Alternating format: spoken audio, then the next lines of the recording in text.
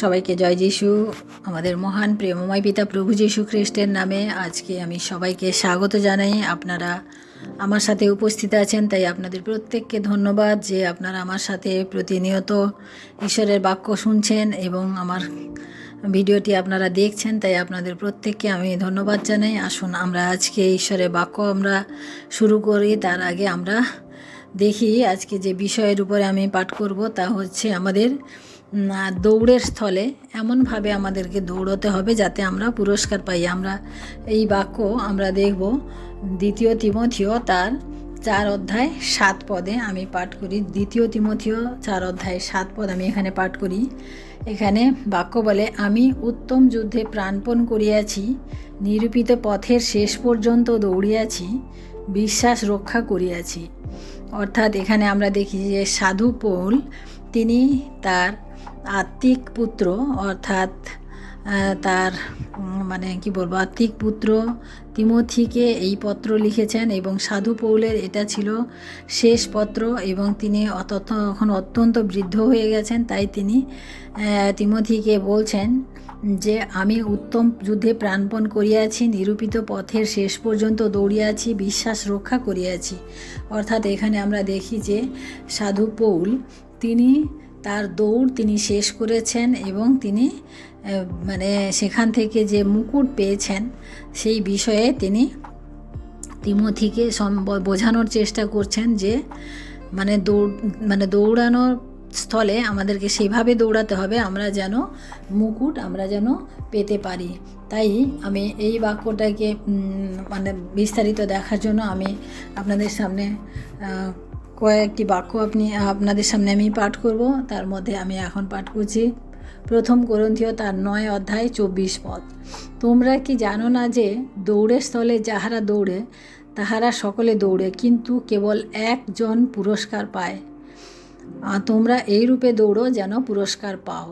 আমরা এখানেও দেখি যে এখানে সাধু পৌল শেষে বলেছেন যে দৌড়ের স্থলে এমনই দৌড়াও যেন পুরস্কার পাও। অর্থাৎ আমাদেরকে এইভাবে আমরা যেন দৌড়াই যেন আমরা পুরস্কার লাভ করতে পারি। অর্থাৎ আমাদের আত্মিক জীবনে এবং সাংসারিক জীবনে প্রতিনিয়ত আমাদেরকে দৌড়তে হচ্ছে। আমরা আত্মিক জীবনে সাংসারিক জীবনে দেখি আমরা যে আমাদের সংসারটাকে আমরা এগিয়ে নিয়ে যাওয়ার জন্য আমাদেরকে প্রত্যেকটা স্টেপ ঠিকঠাক করে আমাদেরকে মেনটেন করতে হয়, ঠিকভাবে আমাদেরকে পরিচালনা করতে হয়, তাহলে আমরা একটা সফল সংসার আমরা গড়ে তুলতে পারি। সেরকম আত্মিক জীবনেও আমাদেরকে প্রতিটা স্টেপ আমরা যদি ঠিকঠাক করে আমরা যদি না করি, না মেনটেন করি বা না মেনে চলি, তাহলে আমরা সেখানে আমাদের পুরস্কার নেই। কারণ সাধু পৌল তিনি বলছেন যে আমি আমার উত্তম যুদ্ধে আমাদের জীবনের যে যুদ্ধ আমার ছিল, আমার আত্মিক যে যুদ্ধ ছিল, সেই যুদ্ধে আমি প্রাণপণ করেছি এবং অবশেষে আমি সেখান থেকে আমি পুরস্কার পেয়েছি। আমরা এই বিষয়টিকে আলোচনা করার জন্য আমি 5টি বাক্য আপনাদের 5টি পয়েন্টে আপনাদের সাথে আমি শেয়ার করব। আমরা ইব্রিয় তার 12 অধ্যায় আমি 1 পদ পাঠ করি। ইব্রিয় 12 অধ্যায় 1 পদ এখানে আছে, অতএব এমন বৃহৎ সাক্ষী মেঘে বেষ্টিত হওয়াতে আইসো, আমরাও সমস্ত বোঝা ও সহজ বাধাজনক পাপ ফেলিয়া দিয়া ধৈর্যপূর্বক আমাদের সম্মুখস্থ ধাবন ক্ষেত্রে দৌড়ি। এখানে আমরা দেখি যে কি আমরা দেখলাম যে সমস্ত বাধাকে আমাদের দূর করতে হবে এবং সমস্ত বাধাজনক পাপ, সমস্ত বোঝাকে আমাদের ফেলতে হবে এবং বাধাজনক যে পাপ সেটাকে আমাদেরকে সরাতে হবে এবং আমাদেরকে কি বলছে যে আমাদেরকে ধৈর্যপূর্বক, এখানে আমরা 3টি বিষয় দেখলাম, 3টি পয়েন্ট আমি দেখলাম এখানে, যে বাধা দেওয়ার যে সমস্ত বিষয়, যে জিনিসগুলি আমাদের আত্মিক জীবনে বাধা দেয়, যে জিনিসগুলির জন্য আমরা আত্মিক জীবনে আমরা এগোতে পারি না, সেই সমস্ত জিনিসগুলিকে আমাদেরকে দূর করতে হবে। আমাদের জীবনের যদি কোনো রকম তিক্ততা থেকে থাকে, কোনো রকম কোনো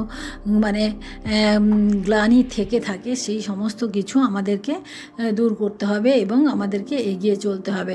আমরা আত্মিক বিষয়ে যখন আমরা বৃদ্ধি পাবো তখন আমাদেরকে এটা দেখতে হবে যে আমার জীবনে কোনো পুরনো পাপ রয়েছে কি না, কোনো মানে আমি এমন কিছু কারোর সাথে আমার হয়েছে যাকে আমি ক্ষমা করতে পারিনি, সেটা দেখতে হবে। এবং আমি মানুষ হিসেবে আমি কতটা মানে স্বাবলম্বী, মানে কতটা সচল।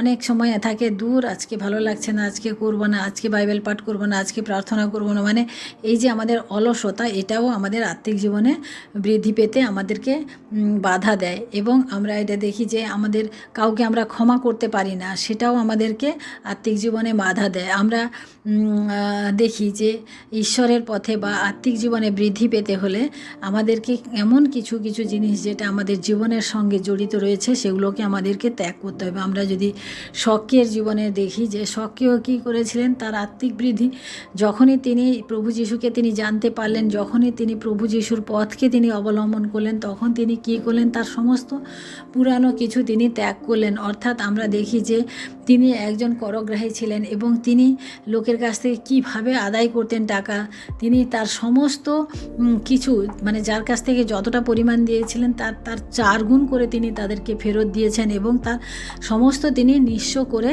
তাদেরকে রিটার্ন দিয়ে দিয়েছেন, ফেরত দিয়ে দিয়েছেন। আমরা সক্রিয়কে দেখি, কারণ তিনি প্রভু যিশুকে পেয়েছিলেন এবং তার আত্মিক বৃদ্ধিতে এই সমস্ত জিনিস বাধা দিত, তাই তিনি সেগুলোকে ফেলতে পেরেছিলেন। আমরা মথিকে দেখি, পিতরকে দেখি, যারা প্রভু যিশুর শিষ্য ছিলেন। আমরা দেখি যে মথি ছিলেন একজন করগ্রাহী, যিনি কর তুলতেন সবার কাছ থেকে, কিন্তু তিনি প্রভু যিশুর যখন ডাক তিনি পেলেন তখন তিনি কী করলেন, তার সমস্ত মানে খাতাপত্র বা যাই হোক সেই সমস্ত কিছু ফেলে দিয়ে তিনি প্রভু যিশুর পথে তিনি চলতে শুরু করলেন। আমরা পিতরকে দেখি যে তিনি একজন মাছ ধরতেন, তিনি একজন জেলে ছিলেন, কিন্তু তিনি তার জাল, তার সমস্ত অবলম্বন তিনি ফেলে দিয়ে প্রভু যিশুর পথে তিনি জানতেন যে তিনি যদি জালও ফেলেন আর এটা প্রভু যিশুর পথে চলেন তিনি পারবেন না। সেরকম তার জীবনের যে বাধা তিনি মনে করেছিলেন সেগুলো তিনি সমস্ত কিছু তারা ফেলে দিয়ে দৌড়াতে পেরেছিলেন। আমরা আরেকটা দেখব যে পাপ, হ্যাঁ, এটা হচ্ছে বোঝা বা আমাদের সহজ বোঝাগুলোকে আমাদেরকে দূর করতে হবে। আমরা পাপ দেখি না, হ্যাঁ, পাপ বলতে আমাদের নিজেদের সম্পূর্ণ নিজেদের জীবনের যে খারাপ অভ্যাসগুলো রয়েছে, যে ব্যভিচারের দৃষ্টি রয়েছে, যে খারাপ চিন্তাভাবনার বিষয় রয়েছে, সেই সমস্ত কিছু আমাদেরকে দূর করতে হবে আমাদের, তাহলে আমরা সামনে এগিয়ে যেতে পারবো বা ঈশ্বরের পথে আমরা দৌড়তে পারবো, ধাবন ক্ষেত্রে দৌড়াতে পারবো। আমাদের আরেকটি বিষয়তে আমরা 3 নম্বরে দেখি যে মানে ধৈর্যপূর্বক আমাদেরকে দৌড়াতে হবে। ধৈর্যপূর্বক অর্থাৎ যখন আমরা দেখি যদি কোনো খেলোয়াড় মাঠে যখন খেলতে নামে তার মধ্যে যদি এই জিনিসগুলো ঠিক না থাকে, হ্যাঁ, তার মধ্যে যদি হিংসি থাকে, তার যদি মানে কাঁধে একটা বিশাল বোঝা থাকে, তাহলে সে কিন্তু দৌড়তে পারবে না। এবং এটা দেখি যে সে যদি ডিসিপ্লিন অর্থাৎ ধৈর্যপূর্বক হচ্ছে, সে যদি মানে যে নিয়ম কানুনগুলি রয়েছে সেইগুলো যদি সে মেনে না চলে, তাহলে সে কি করবে, যে তার যে দৌড়ায় তাকে একটা নির্দিষ্ট পথে দৌড়ানোর কথা বলা হয় যে এই লাইনটাতে তুমি দৌড়াবে। সে যদি সেটাকে ভেদ করে অন্যটা ভেদ করে চলে যায় বা অন্য রাস্তায় চলে যায়, তাহলে সে কিন্তু যদিও পৌঁছে যায় কিন্তু সে মুকুট সেখানে পাবে না, কারণ তাকে সেখানে নেওয়া হবে না, কারণ সে নিয়ম মেনে দৌড়ায়নি। অর্থাৎ এইভাবে আমাদের জীবনেও, আমাদের আত্মিক জীবনেও আমরা যখন দৌড়াবো, আত্মিক জীবনে যখন আমাদের বৃদ্ধি পেতে হবে, তখন আমাদের ধৈর্যপূর্বক নিয়ম মেনে চলা উচিত। আমরা 4 নম্বরে দেখি ফিলিপিও তার 3 অধ্যায় 4 এবং 13 এবং 14 পদ আমি এখানে আপনাদের জন্য পাঠ করি। 3 অধ্যায় 13 এবং 14 পদ। এখানে ঈশ্বরের বাক্য বলে, ভাতৃগণ, আমি যে তাহা ধরিয়াছি আপনার বিষয়ে এমন বিচার করি না, কিন্তু একটি কাজ করি, পশ্চাৎস্থিত বিষয় সকল ভুলিয়া গিয়া সম্মুখস্থ বিষয়ের চেষ্টায় একাগ্র হইয়া লক্ষ্যের অভিমুখে দৌড়িতে দৌড়িতে আমি খ্রিস্ট যিশুতে ঈশ্বরের কৃত ঊর্ধ্ব দিকস্থ আহ্বানের পণ পাইবার জন্য যত্ন করিতেছি।